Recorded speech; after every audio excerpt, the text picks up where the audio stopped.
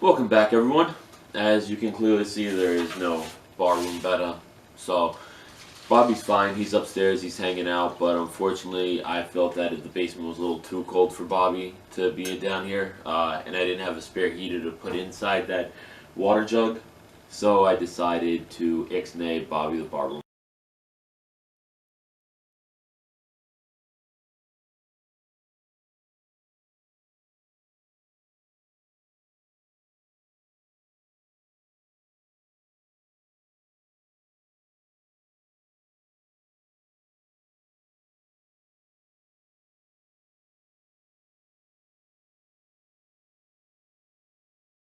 beta.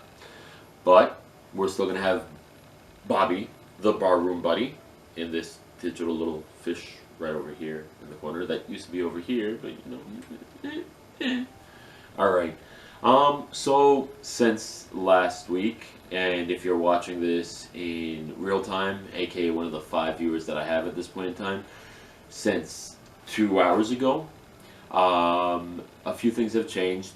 The mill got pulled out. He's hanging out. We took one of the other Tequila Sunrise guppies, the all yellow and platinum one, and put him in a tank with the half black female that we had, and got them breeding. We'll see what happens. Today is day 2 of them. I selected a male from the yellow cobras, that's what I'm calling them, until I have a better confirmation of what they actually are. And I even went through the process, showed how I selected him, and I'm putting him with the other 3 females I have. 2 of them, one of them is actually from the direct tank that he came from. One of them has a nice little design on her tail, and the third one is a half black, and I just really like the half blacks, and it should be an interesting mix. So all 3 of them are in the same tank. I didn't have another tank to use as a breeding tank, so the ladies tank became the new breeding tank for that group. We'll see what happens. With that said, the females that were breeding with the Tequila Sunrise with the red tail should be maybe about another week away from spawning. So we're getting ready for that. There's plenty of plants. I'm going to take some plants out of a few of the other tanks and put them in there to help create some extra coverage. Hopefully that will definitely help out a little bit. We'll see. Besides that, not much has happened. Alright, here we go, guys. Take a look. So out of the yellow cobra males, I have these 4 specimens. And I'm going to be choosing one of these 4 to breed. Now what I'm looking for, if you notice that some of them don't have anything on their dorsal fin. They've got no spotting, nothing. So I want one with spotting on the dorsal fin because I want it to match the tail. So right now it appears to be a choice between this one here on the top and this one over here in the edge that's trying to get to the corner. There we go. Out of the 2, this one, the one directly in front of us, has more coloring. So this is the one that I'm going to choose as the breeder male for this group.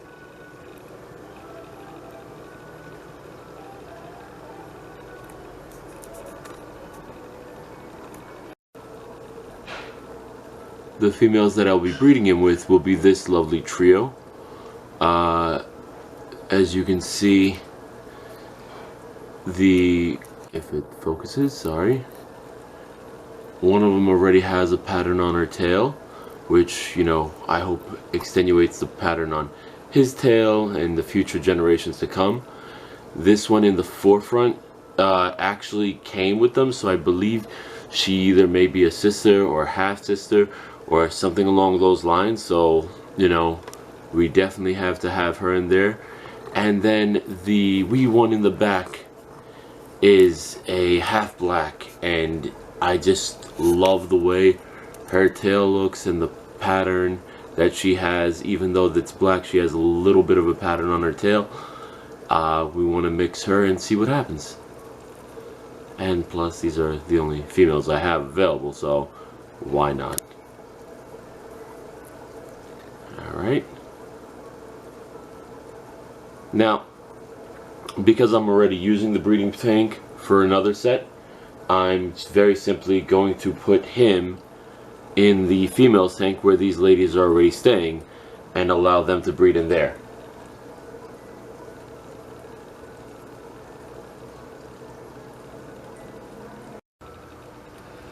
And there's the happy new little family. The other two ladies are hanging off to the side, and these two are being very friendly.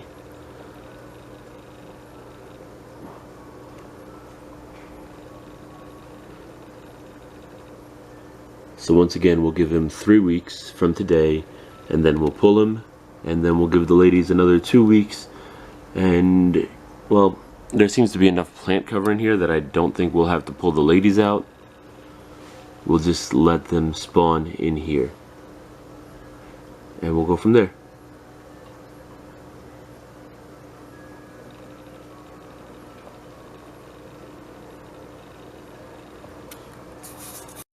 They're the twin sisters. They look like they've got maybe another week, week and a half before it's go time for them. At that point where I'll move them into another tank for them to give birth and leave the fry in there and then move them back here. Our shrimp tank, not much going on. Java grass is growing relatively nice. Guppy grass is growing pretty nice. Java moss. They're hanging out on the filter, and the one snail is just doing his deeds. And we've got one hanging out down there.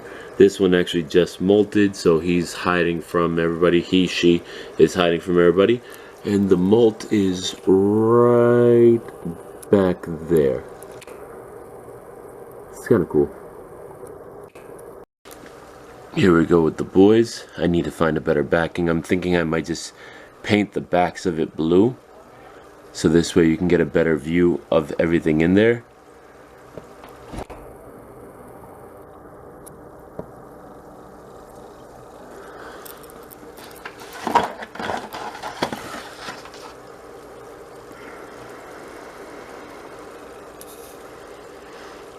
Yeah, that didn't help much.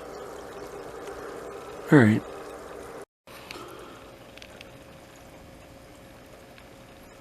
And this is the other breeding tank that I set up with the half black and the yellow platinum.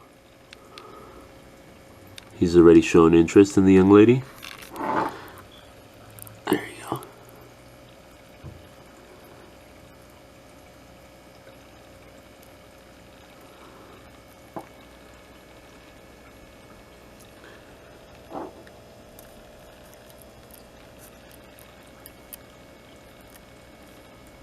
We'll see. We'll see what they bring. And this one over here is the plant fish tank. Guppy grass is still floating. It has not died. All that little particles floating around is actually duckweed. I just added more water in here. So what happens is whenever I clear out the fish tanks and do a water change, I take the wastewater and I pour it in here, because it's full of nutrients and stuff that the plants can use.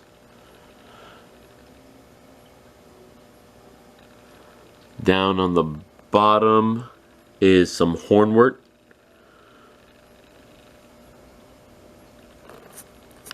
Up here we've got duckweed and also some water sprite floating around as well. So previously I thought this tank was flat out empty. You know, only thing I put in here were the plants and the wastewater and everything else. Turns out that there's one little bladder snail right over here. There he goes, trucking along. There you go, buddy. And also a ram's horn snail right there. You know, they're more than welcome to eat any of the dead plants or any of the waste on the bottom, and if they blow up in this colony, I'm okay with that. Thanks for watching. See you next time.